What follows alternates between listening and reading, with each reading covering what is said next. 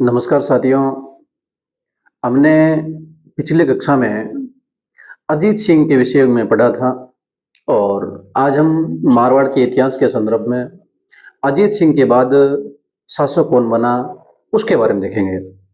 तो अजीत सिंह के बाद में भगत सिंह शासक बना, नहीं सॉरी, अभय सिंह शासक बना था।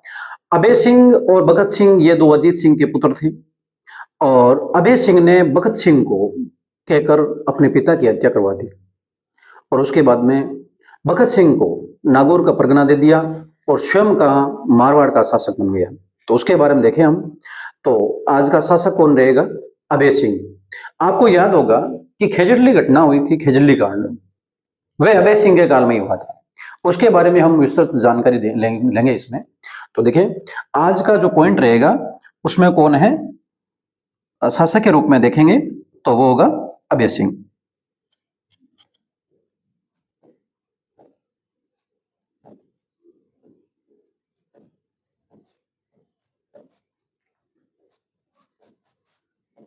अभय सिंह है, मारवाड़ के शासक हैं। और अभय सिंह के पुत्र कितने थे? तो मैंने आपको बताया अभी, अभय सिंह के कितने पुत्र थे? तो दो पुत्र थे। अभय सिंह के दो पुत्र थे।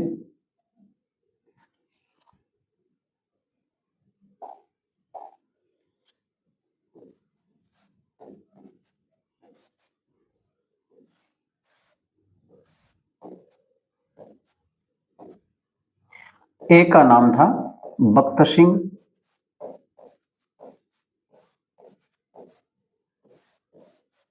और एक का नाम था अभय सिंह।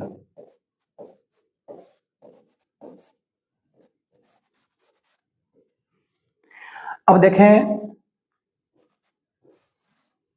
यह शासक बने थे 1724 से लेके 1749 तक।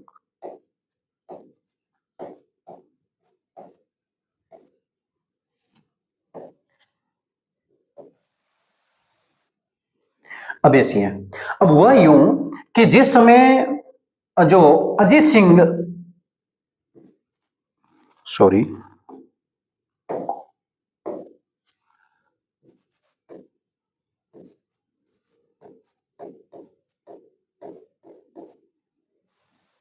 अजीत सिंह के कितने पुत्र थे? दो पुत्र थे। दोनों मैंने आपको बताया कि भगत सिंह और अभय सिंह। यही अभय सिंह है, ये शासक बनेगा। अब वह यूं, इस अभय सिंह ने भगत सिंह को दिखाया कि आपको क्या करना है, पिता अजीत सिंह की हत्या कर देनी है। तो अब इसने क्या किया? अजीत सिंह को मार डाला। अब अजीत सिंह को मार डाला, पिता की हत्या कर दी। तो अभय सिंह ने स्वयं को शासक घोषित कर दिया और भगत सिंह को क्या दिया? नागौर का परगना दिया। भगत सिंह को क्या दिया? नागौर का परगना। तो देखें, ये जो घटना लिख लेते हैं। अजीत सिंह के जो महाराजा अजीत सिंह थे, मारवाड़ के शासक थे, जिनके विषय में हम पिछले कक्षा में पढ़ चुके हैं। महाराजा अजीत सिंह के दो पुत्र थे।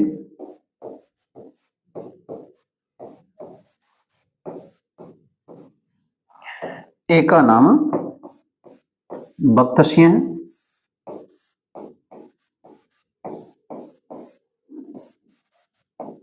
और दूसरे का नाम अभय सिंह।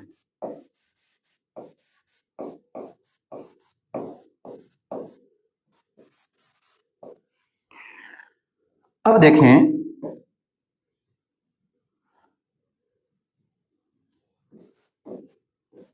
अभय सिंह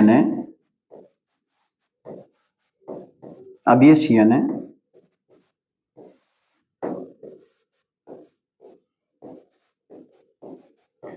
अपने भाई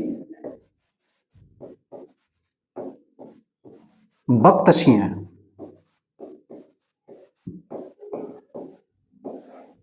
से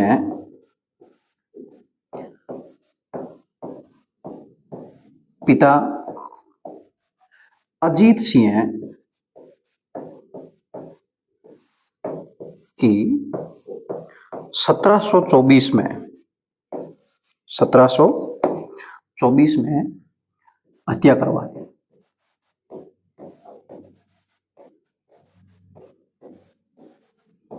तथा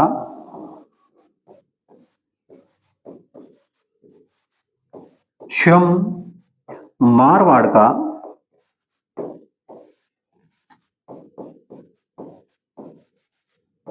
शासक बन गया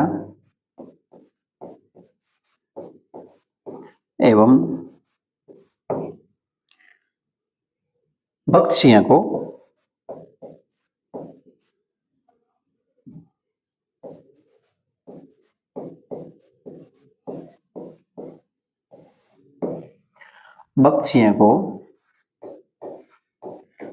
नागौर का परगना दिया, नागौर का परगना प्रदान किया।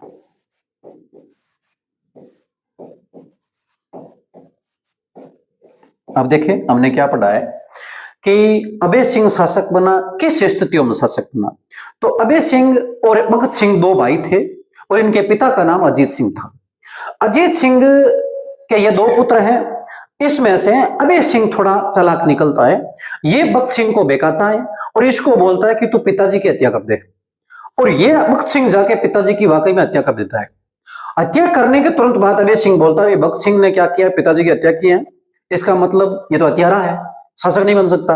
तो शासक कौन बनेगा बताओ? तो बोला अभय सिंह। तो अभय सिंह शासक बना और शासक बनने के बाद भगत सिंह ने बोला क्या किया तूने, भी पिताजी की हत्या भी करवा दी, मुझे शासक भी नहीं बनने दिया। तो अभय सिंह ने भगत सिंह को बोला तू एक काम कर, नागौर का परगना ले ले। तो इनको कौन सा परगना दे दिया? नागौर का परगना दे दिया। किनको? भगत सिंह को। अब भगत सिंह को नागौर का परगना मिला, शासक कौन है? अभय सिंह है। तो देखें नेक्स्ट। अब मैंने आपको बताया अभी कि अभय सिंह के काल में खेजड़ली कांड हुआ था। तो खेजड़ली कांड के बारे में देखते हैं। खेजड़ली की घटना, जो खेजड़ली कांड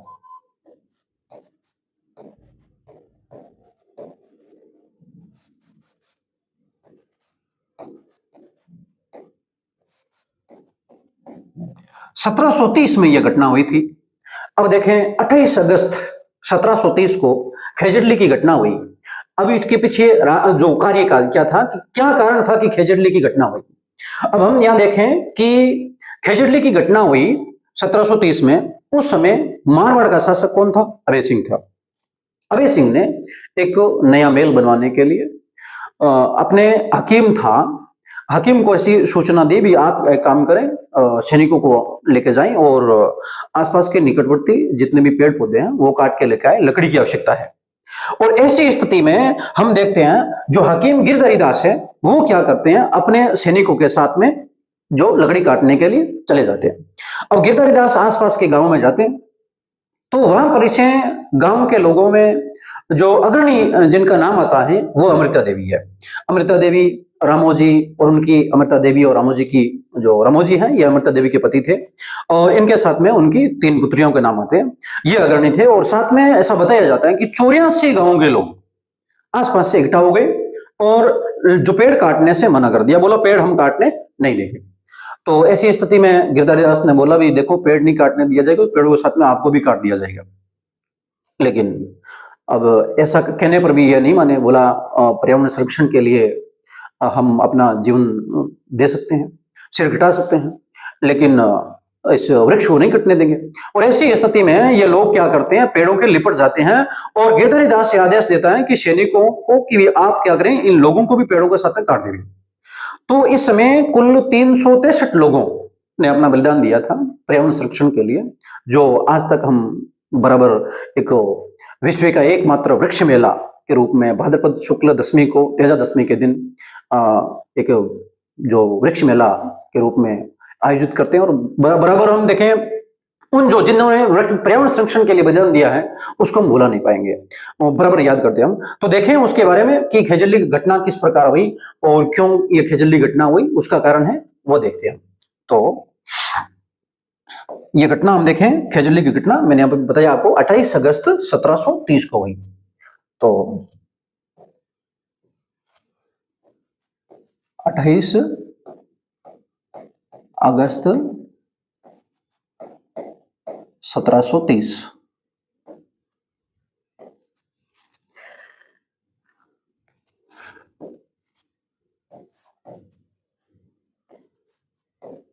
मारवाड़ के महाराजा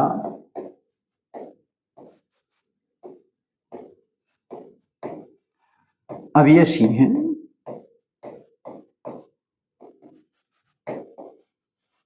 के काल में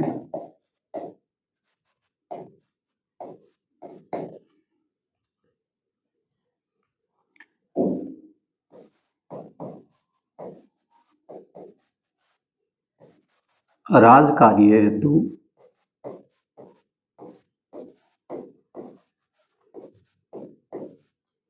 लकड़ी काटने का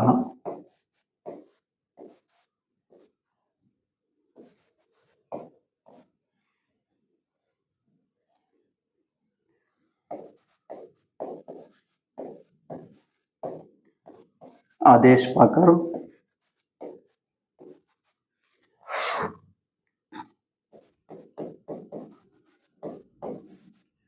हकीम गिरधारी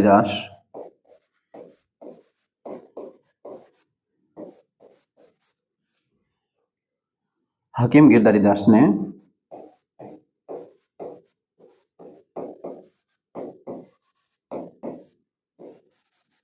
सैनिकों के साथ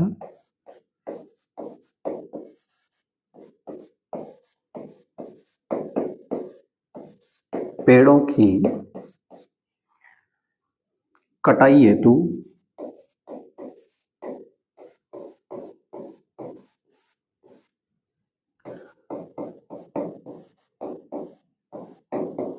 गांवों की ओर प्रस्थान किया।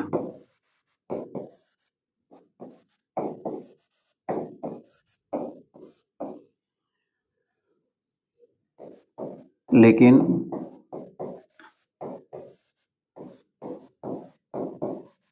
ग्रामीणों ने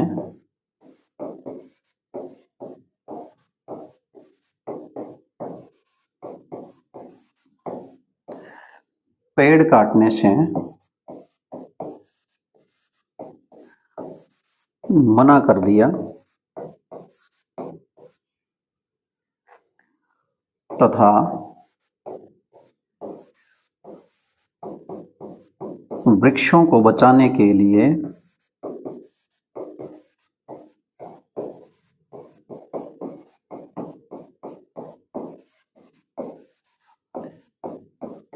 अमृता देवी के नेतृत्व में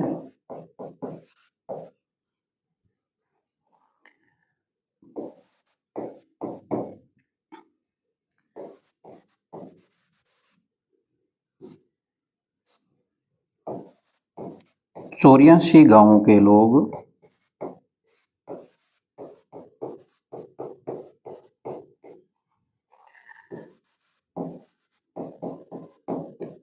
वृक्षों के लिपट गए।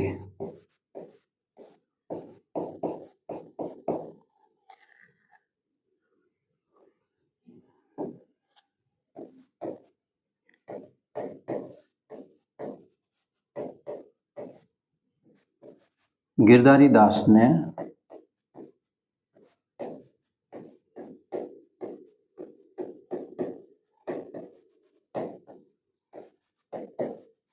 सैनिकों को आदेश दिया कि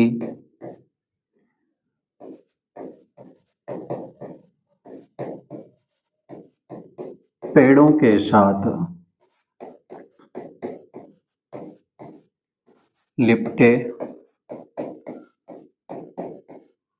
लोगों को भी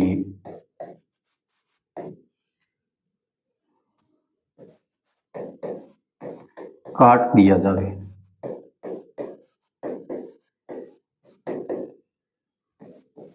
ऐसी स्थिति में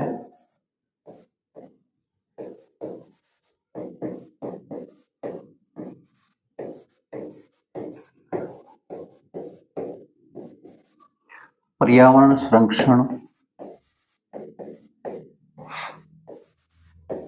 के हित में वृक्षों को बचाने के लिए, वृक्षों को बचाने के लिए 363 लोगों ने बलिदान दिया।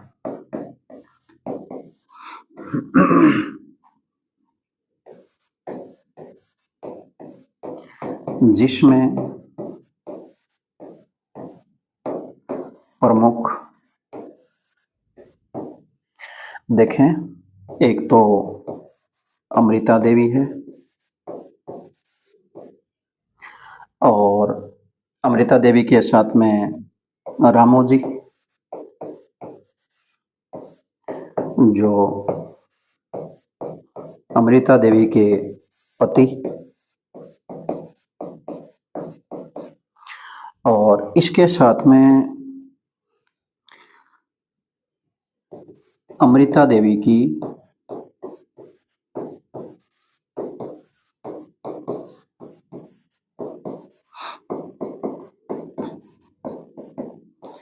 तीन पुत्रियां।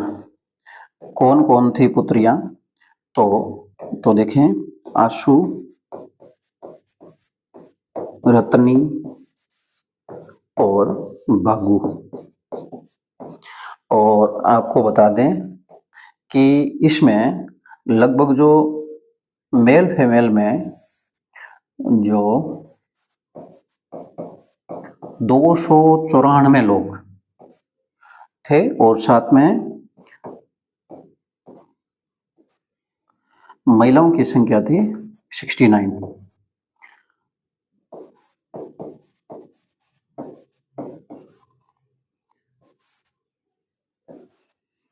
यानी कहने का मतलब है 294 पुरुषों ने और 69 महिलाओं ने यह बलिदान दिया है, और जिसमें अमृता देवी के पति रामोजी और इनकी 3 पुत्रियां आशु, रत्नी, भागु, ये तीनों क्या करती है? बलिदान दे देती है। तो हमने देखा किस प्रकार एक पर्यावरण संरक्षण के लिए लोगों ने जान दिया, 363 लोगों ने बलिदान दे दिया। और इसके बाद में हम नेक्स्ट देखते हैं अब आज इसको किस रूप में मनाया जाता है। क्या हम याद के रूप में इन लोगों, जो वीर पुरुषों के रूप में जो याद करने के लिए मनाते हैं। तो देखें, प्रतिवर्ष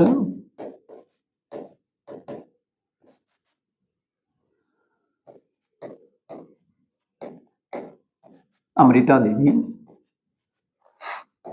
एवं जो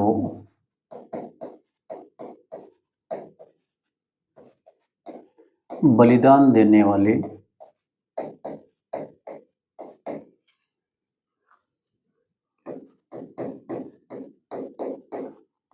लोगों की याद में तथा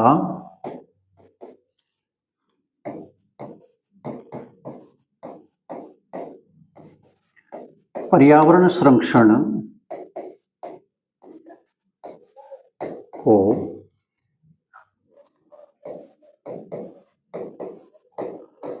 बढ़ावा देने हेतु भाद्रपद शुक्ल दशमी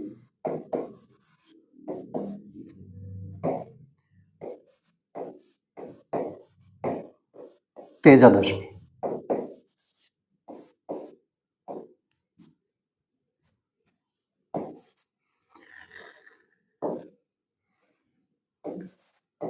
के दिन वृक्ष मेला का आयोजन होता है।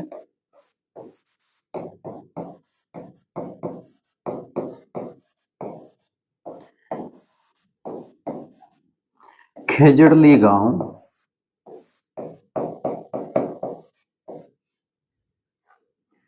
जोधपुर में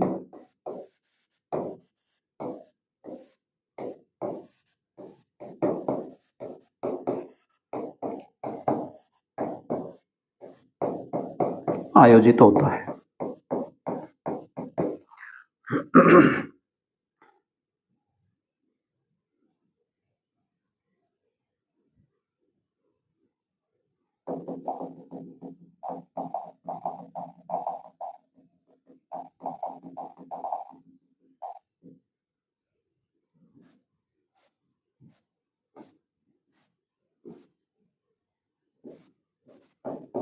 में होता है। तो हमने वृक्ष मेला के बारे में देखा, एक नोट डाल के लिखते हैं हम, नोट,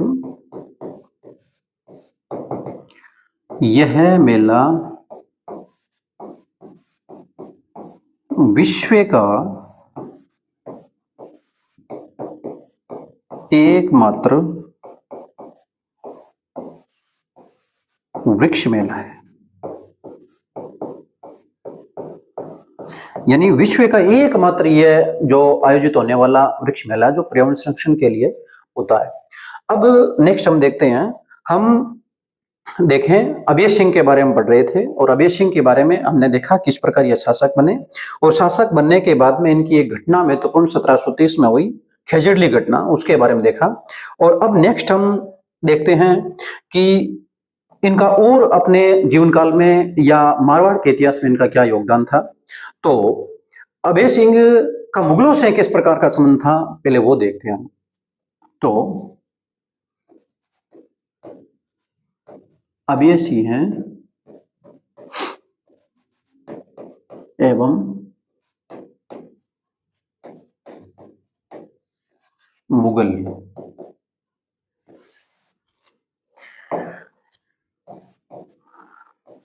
अभय सिंह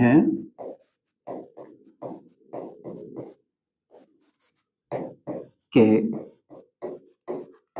समकालीन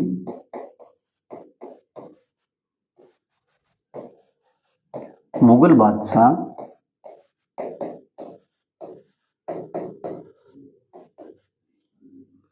मोहम्मद शाह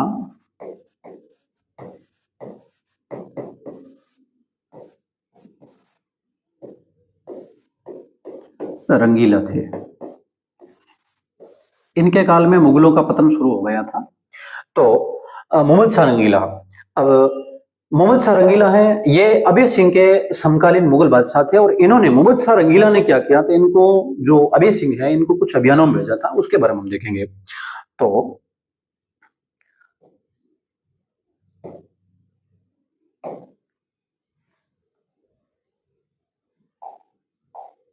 देखें इधर हम यहां पढ़ रहे थे, अभय सिंह का शासनकाल 1724 से 1749 है और मोहम्मद शाह रंगीला इससे पहले शासक बन गए थे और 1749 तक ही वे रहेंगे। तो कहने का मतलब है, ये मोहम्मद शाह रंगीला है, ये एक ही जो मुगल शासक हैं, मोहम्मद शाह रंगीला, जो इनके काल में था, मुगल बादशाह जो अभय सिंह के काल में था।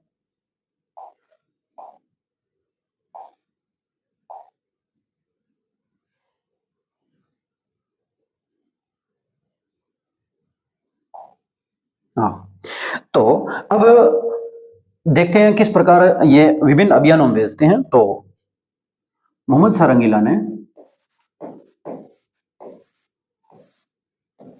मोहम्मद शाह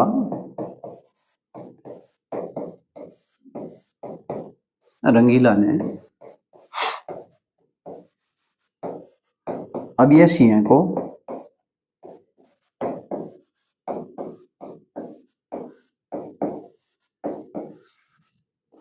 विभिन्न अभियानों में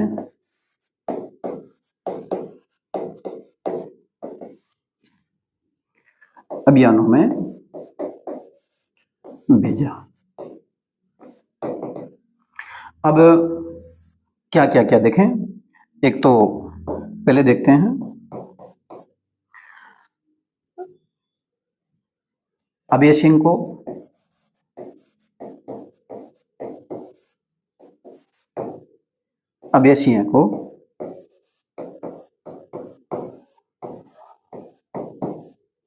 गुजरात का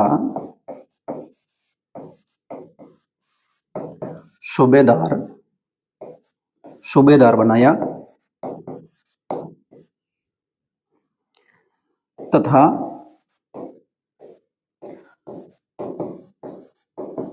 सरबुलंद के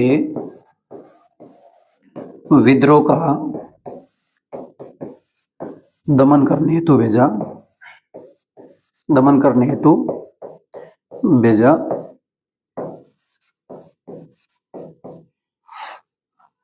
जिसमें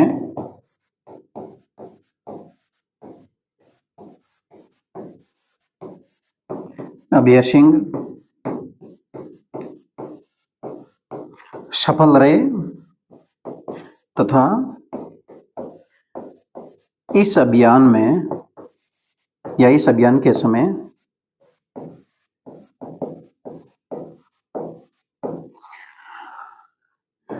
अभय सिंह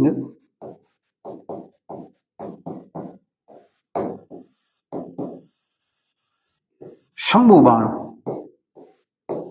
तोप जोधपुर लाए।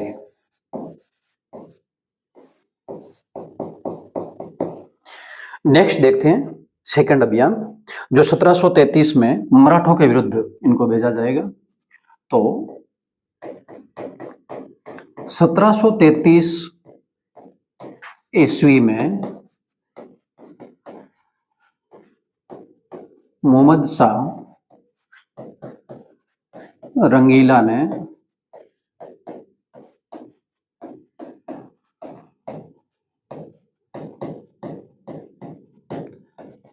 अभय सिंह को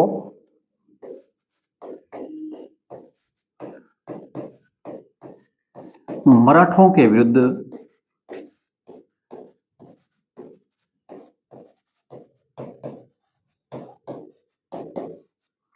अभियान में भेजा। बाकी हम इनके अभय सिंह के योगदान में कुछ अन्य तथ्य देखते हैं। अन्य तथ्यों में क्या आता है, तो बड़ी बात तो यह कि 1734 के अंदर जो हुरडा सम्मेलन हुआ था, हुरडा भीलवाड़ा में, उसमें अभय सिंह ने भाग लिया था। तो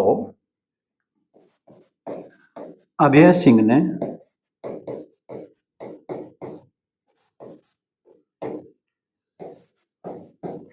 17 जुलाई और 1734 को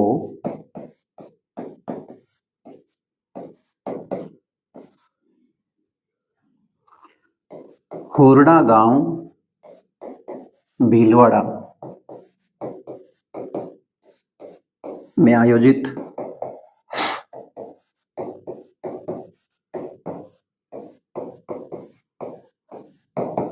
हुरडा सम्मेलन में भाग लिया।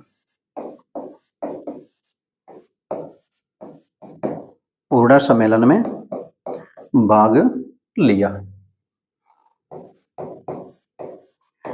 और देखें तो एक और है कि 1745 में, कब 1745 में जयपुर में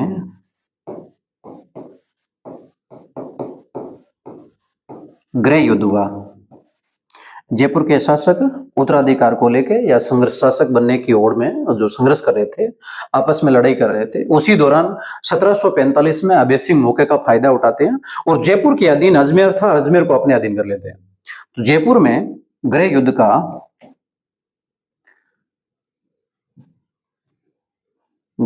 युद्ध होने का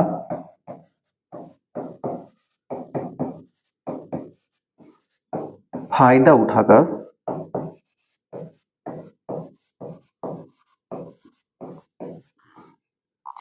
अजमेर पर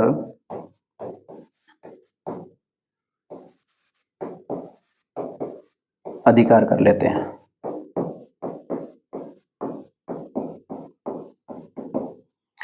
तो अब देखें इसके बाद में कि अभय सिंह के काल में साहित्य का किस प्रकार का योगदान था, उसके बारे में पढ़ते हैं हम।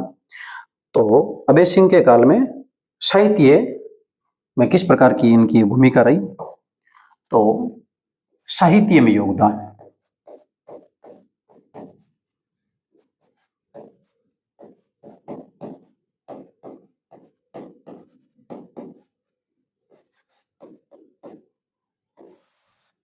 साहित्य में योगदान। तो पहला हम लेते हैं इनके दरबार में, इनके दरबार में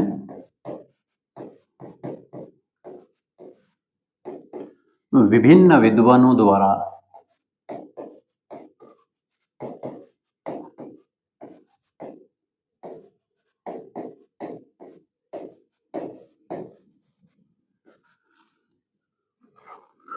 निम्न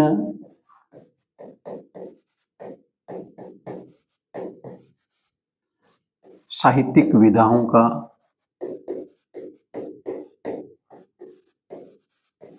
रचना की। कौन कौन सी है? तो देखें, पहला कौन है? कर्णिदान। कर्णिदान ने क्या किया, कौन कौन सी रचना की? तो कर्णिदान के विषय में देखते हैं। कर्णिदान ने दो रचना की है, एक है सूरज प्रकाश, सूरज प्रकाश, और दूसरी है बिड़द श्रृंगार, बिड़द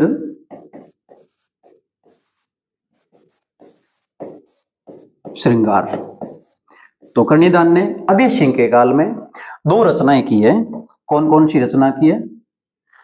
जो सूरज प्रकाश और बिड़द श्रृंगार। अब दूसरा हम देखते हैं, सेकंड नंबर पर कौन आता है देखें। तो हमने पीछे जिसमें अजीत सिंह के बारे में पढ़ रहे थे, उस समय देखा कि एक जगजीवन भट्ट ने अजीत सिंह के काल में अजितोदय की रचना की। वही जगजीवन भट्ट इनके काल में, अभय सिंह के काल में जो अभ्युदय की रचना करेंगे। तो कौन है? जगजीवन भट्ट, जगजीवन भट्ट, जगजीवन भट्ट है। इन्होंने क्या किया? अजितोदय, ये तो मैंने पहले लिखा दिया है, अजितोदय, और एक अभय सिंह के काल में अभ्युदय की रचना की, अभ्युदय की रचना की। अब नेक्स्ट हम देखते हैं 3 नंबर, वीरबाण। वीरबाण यह कौन सी रचना करते हैं? तो रचना का नाम है राजरूपक। कौन सी रचना है? राजरूपक। एक नाम आता है श्रुति मिश्र का। किनका नाम आता है? श्रुति मिश्र का। श्रुति मिश्र द्वारा एक रचना की गई, श्रुति मिश्र, जिनका नाम था अमर चंद्रिका, अमर चंद्रिका। याद रखना, यह अमर चंद्रिका है, यह बिहारी सतसई पर टिक्का है लिखी हुई, यानी यह है बिहारी सतसई, बिहारी सतसई पर लिखी गई टिक्का है।